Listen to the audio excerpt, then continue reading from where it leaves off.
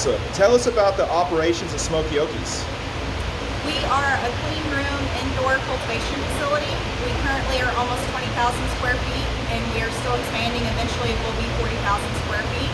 We started out very small though. We started out with just one room with 20 lights, and we have just slowly evolved into what we are today.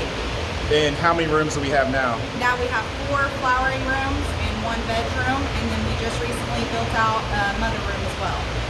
So could you tell us a little bit about your background and what you did before you were in cannabis?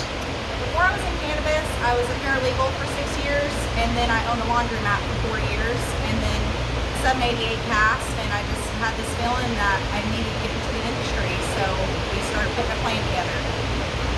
Do you feel like Oklahoma's cannabis system allowed you to get into the industry? Absolutely. I came from poverty with no money.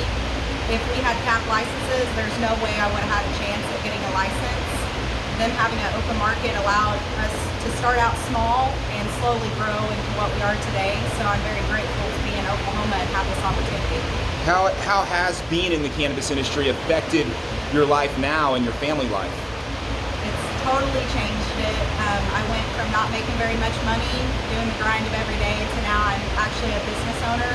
I love what I do every single day, and I actually make really great money, and I'm able to change my family's life and hopefully make a future for my children.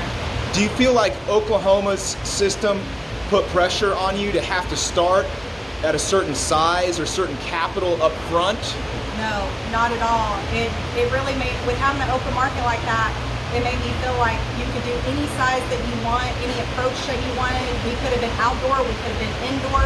We could have started with teeny tiny amounts of money, we could have started with a lot of money, and you can kind of work with what you have and what plan that you can make happen that way, instead of feeling like, oh my gosh, I have to have millions of dollars to make anything happen. So I'm grateful that we were able to start out small. There's just no way we could have made it happen if we weren't in this situation.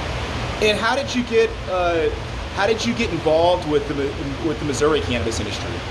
I initially got involved with them right after their medical system passed. I wanted to continue to bring the laws and regulations that we had here in Oklahoma to them, to the state, because I wanted them to see kind of how we did things here, and I was hoping that they would adopt some of those rules and regulations. But they kind of have taken this approach that they really only want the big wigs in. They want to be very strict with their market, and they kind of haven't listened. So then I started working with this group on a ballot initiative for an open market for recreational, and that's kind of how I got involved with them.